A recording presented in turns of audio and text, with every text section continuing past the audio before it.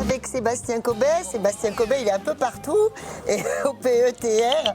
Et là, en l'occurrence, il est coordinateur donc d'une action qu'on appelle, il faut qu'il le dise lui-même. Le projet LIFE, Let's Go for Climate. D'accord. C'est un projet qui va au-delà du PETR, évidemment. Oui, donc c'est un projet qui est porté par la région Centre-Val de Loire, qui en fait a proposé ce projet à l'Union européenne, et donc il y a des financements de l'Union européenne dans le cadre du projet LIFE, qui est un dispositif européen. Moi, je me disais quand même, parce qu'on cherche toujours les spécificités de notre PETR, est-ce que tous les PETR sollicitent comme ça la voix des citoyens ? Pas forcément. Donc là, on est effectivement dans une démarche pour accompagner en fait les initiatives citoyennes. Et ce programme qui était proposé par la région Centre-Val de Loire était vraiment tourné vers cette cible-là.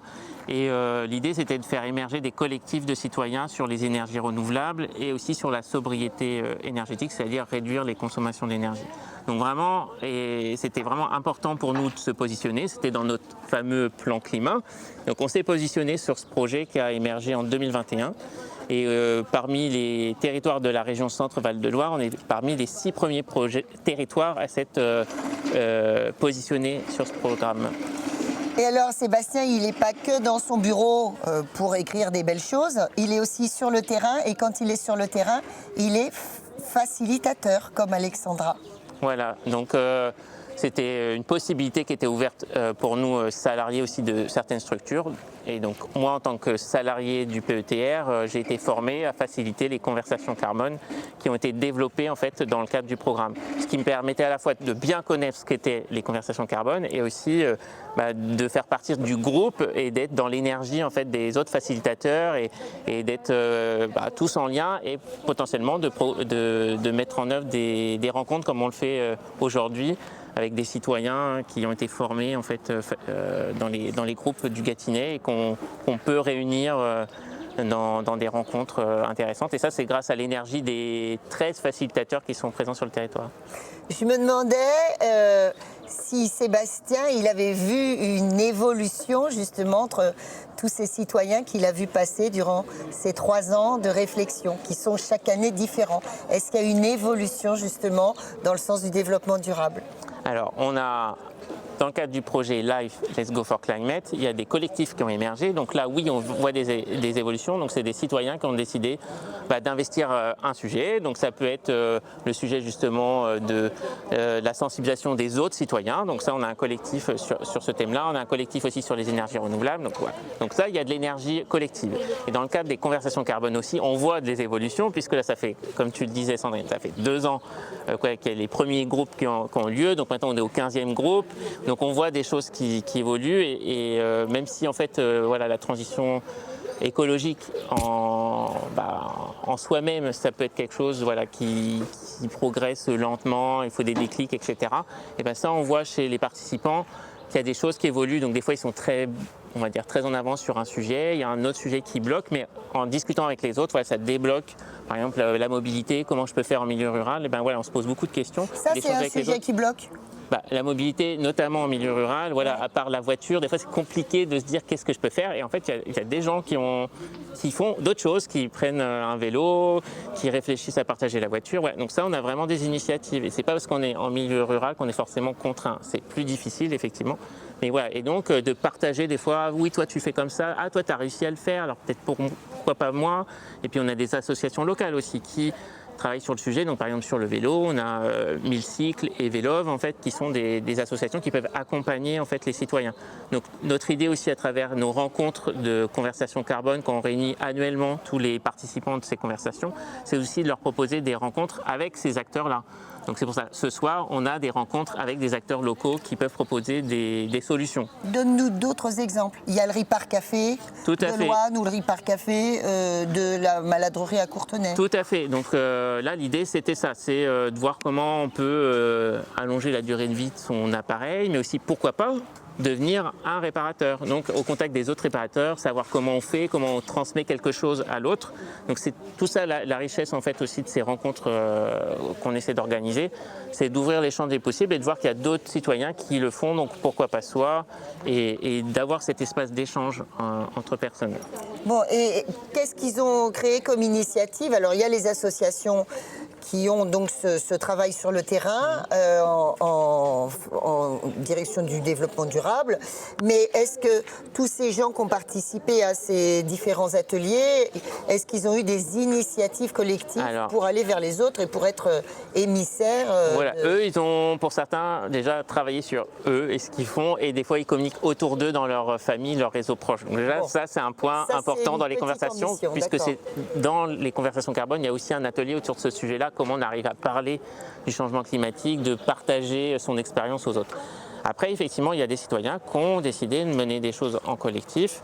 Donc par exemple, on a le collectif Écolo Soi-même, qui est un collectif qui est vraiment de citoyen à citoyen, en disant moi par exemple, je fais de la permaculture chez moi, et venez chez moi, je vais vous montrer comment je fais. Et puis après, on va chez un autre qui a installé des panneaux solaires, et voilà, et ainsi de suite. Et l'idée, c'est de se diffuser les bonnes pratiques entre soi, et c'est bien une initiative collectif pour du changement des fois individuel, mais en collectif. Et donc ça, c'est des choses qui avaient émergé aussi dans le projet. Et comme on en parle aussi dans les conversations carbone, chaque facilitateur dans son groupe peut en parler, ça donne des idées. Et moi, par exemple, j'ai des gens de mon groupe qui ont été rejoindre le collectif Écolo Soi-même après le groupe de conversation carbone, parce qu'ils l'ont découvert et ils ont pu échanger sur ce sujet-là. Bon, géographiquement parlant, ça se passe comment? C'est où? Alors, c'est où? Comme on est 13 facilitateurs sur le territoire et qu'on est issus de différentes structures qui sont sur le territoire, on a Dordive en transition, Gâtinais en transition, la MAP du Gâtinais qui est plutôt à Cortra, on a la commune de Chuel où il y a eu un facilitateur bénévole. Voilà, on a des gens un peu partout, des gens à Montargis aussi avec le PIMS Médiation. Et ça nous permet justement d'organiser des groupes un peu partout. Et donc pour l'instant, on a organisé par exemple au moins 4 cycles sur la communauté de communes Cléry-Belséwan, donc 3 à Chuel et 1 à Courtenay.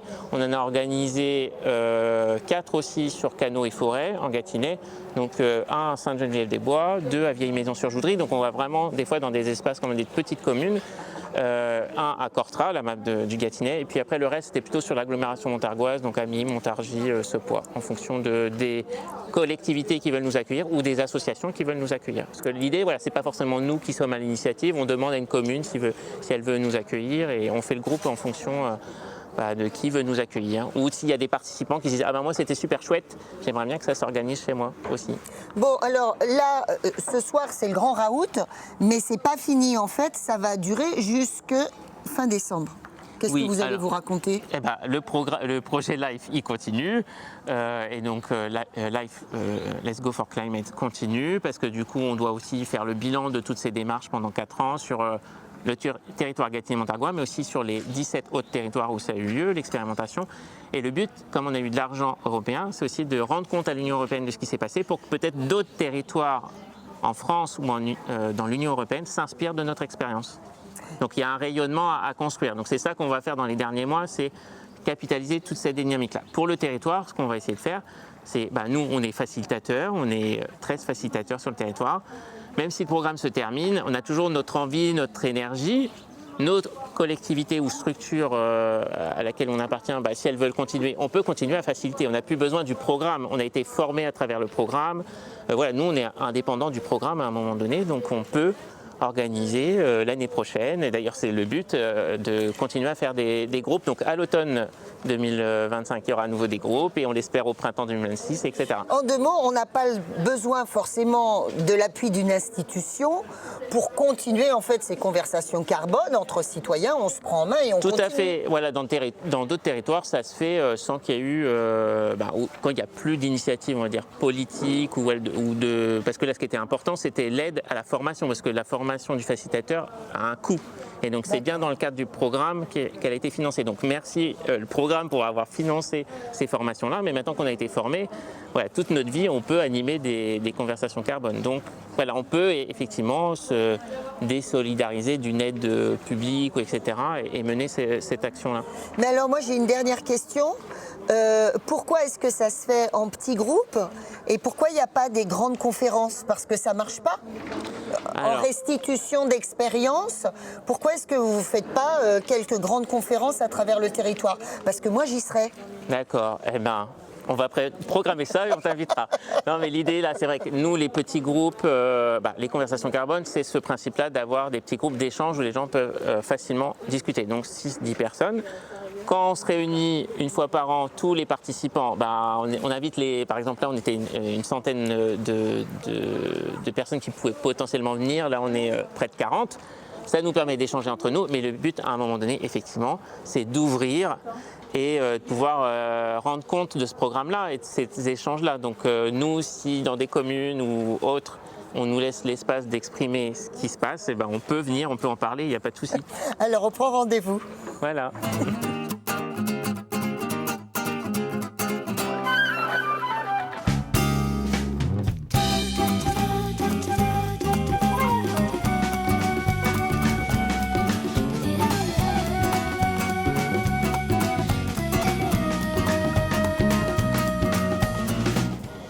Nous sommes avec Alexandra Fleury. Alexandra Fleury, c'est l'une des facilitatrices qui s'occupe des fameuses conversations carbone. Et elle va nous expliquer vraiment en pratique ce que sont ces groupes de travail citoyens qui ont l'air, évidemment, riches en réflexion, riches en prise d'initiative, mais surtout aussi riches, tu le disais Alexandra, en sensations, en sentiments, en émotions. C'est une vraie expérience. On travaille dans les conversations carbone. En fait, l'objet, c'est vraiment d'accompagner dans le temps les citoyens à travers une transformation, une transition vers un carbone moins impactant, vers un carbone beaucoup plus conscient. Et du coup, il se passe des choses, il y a des liens qui se tissent, il y a eu des expériences qui se vivent. Des fois, c'est fort en émotion parce que la prise de conscience, la prise de recul, même la culpabilité peut nous envahir. Et en même temps, à côté de ça, il y a des échanges, mais d'une drôlerie, puis des relations qui se tissent de gens d'horizons totalement différents. Mais alors, ces citoyens, c'est toi par exemple, parce que tu as commencé côté citoyen avant d'être facilitatrice. Tout à fait. Mais toi, comme tu le disais, tu es une citoyenne engagée déjà qui a des convictions fortes au niveau du développement durable, de l'écologie. Mais est-ce qu'on retrouve parfois des gens qui à la base n'y connaissent rien. Mais en tout cas, ont une sensibilité ou aimeraient, s'ils viennent pour venir avec la fréquence en fait, des rendez-vous. C'est quoi la fréquence? C'est à peu près 6 sessions d'à peu près 2 heures espacées tous les 15 jours, sauf la dernière où on laisse un peu le temps de décanter, de mûrir, exactement. Et en fait, j'ai perdu mon mot. C'est pas grave. Qu'est-ce que tu me disais comme question? Je ne sais plus. Laissez le temps de décanter, la fréquence, on se disait, merde, oui, que j'avais vécu, voilà. Oui, donc moi j'ai vécu effectivement en tant que citoyenne avant d'être facilitatrice parce que c'est un passage nécessaire. Quand on fait vivre ce genre de choses, qui est un procédé psychologique, on est sur de la gestion du changement, eh bien il faut aussi pouvoir l'avoir vécu pour savoir accueillir ce qui peut arriver aussi en face. Alors, on parle de psychologie, mais on parle aussi de gestes pratiques, de la pratique quotidienne. Complètement. En fait, alors, donne des exemples. Je vous donne des exemples. Chaque séquence va être animée autour d'un thème. Alors, ça peut être le thème de la consommation, ça peut être le thème de l'énergie, ça peut être le thème du transport. Donc, on visite et les uns en fonction des autres, on n'est pas forcément touché par les thèmes en même temps. Concrètement, on va faire d'abord des temps d'échange où on va poser une situation, là où on en est, ce qu'on en pense, ce qu'on en sait. Faire aussi des temps de diagnostic entre les séquences. On peut aussi diagnostiquer quelle est notre consommation énergétique, par exemple. Et ces temps de récupération de données nous permettent aussi de prendre conscience de notre consommation et justement parfois des éléments catastrophiques de notre consommation. Ensuite, on va avoir des exercices qui vont nous permettre de penser différemment ou de dépasser des blocages qu'on pourrait avoir. Par exemple, sur le transport, qu'est-ce qui m'empêche aujourd'hui, moi, de prendre un vélo plutôt que pour faire 5 km, plutôt que d'y aller en voiture? Alors, ça nous sensibilise. Encore une fois, je voudrais quand même revenir sur une chose, c'est on ne revient pas, ou on n'essaye pas en fait de faire de la sobriété un objectif en soi, mais c'est comment dans mes habitudes qui s'avèrent la plupart du temps pas forcément bonnes, je peux les modifier pour limiter mon impact. Mais ça, c'est travailler sur moi-même. Ouais. Mais je pense quand même que tous ces citoyens ont pour but aussi de devenir des émissaires auprès des autres. On l'espère. En tout cas, c'est la conviction qu'on a à changer dans la bonne humeur, avec des gens qui nous écoutent, qui nous entendent, avec le côté humain et social en fait de se retrouver. Un an après, chaque année, on se retrouve ici donc pour les intergroupes. Tout ça, en fait, c'est un ciment qui nous donne envie derrière d'être plus fort. Quand on doit parler de ces genres de sujets, d'ailleurs, la dernière session, est autour du comment est-ce que je partage autour de moi, voilà. Comment est-ce que j'en parle, comment est-ce que je maintiens la motivation, comment est-ce que je motive des gens à rejoindre les conversations carbone. Est-ce qu'on peut le faire plusieurs années de suite? Est-ce qu'on peut être drogué en fait de conversations carbone? Pourquoi pas? Moi j'imaginerais bien ça. Pas. Oui, parce qu'en fait c'est progressif. On ne peut pas aller sur tous les sujets en même temps. Il y a des objectifs 2030, 2050, les 1,5 degrés, etc. Donc il y a des vrais objectifs. Donc on peut très bien, par exemple sur une première année, travailler sur un objectif qui est la thématique transport, qui était mon cas aujourd'hui. L'année d'après, travailler sur une thématique consommation, pour éviter la fast fashion, et Shein et compagnie, enfin il ne faut pas donner de marque, pardon. Voilà, on peut revenir si on est drogué de ça. Après, moi je sais que j'ai créé des liens hyper forts et puis on se tapait des vieux potes quoi. Alors voilà, le on, le nous, c'est combien de personnes? Le on, le nous, c'est à peu près des groupes entre 6 à 8 personnes. On peut aller parfois jusqu'à 10, mais généralement c'est une moyenne de 8 personnes.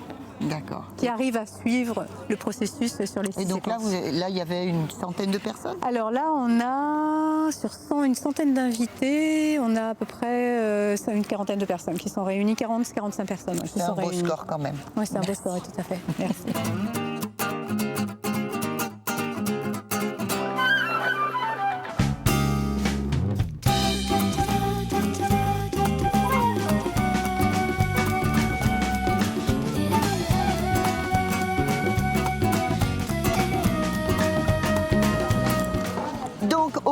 Au cours de ces conversations carbone, il y a des volontés citoyennes qui émergent et entre autres, Aurélia va nous parler alors c'est les conversations éco-citoyennes, c'est ça? C'est un collectif citoyen qui s'appelle Éducation éco-citoyenne. Ah, voilà. Du coup, on a pour vocation de faire des ateliers de sensibilisation à la sobriété énergétique essentiellement. Donc pour l'instant, on a fait une fresque du climat à la médiathèque de Chalette, d'accord, qui nous a accueillis, ça c'était chouette.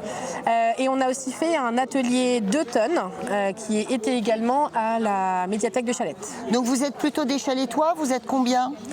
On est 4, plutôt tous du territoire, pas forcément que de l'AME, un petit peu plus loin aussi. Et donc vous vous êtes rencontrés lors de conversations carbone? Alors non, on s'est rencontrés même avant, dans le cadre du LIFE. C'est quoi le LIFE?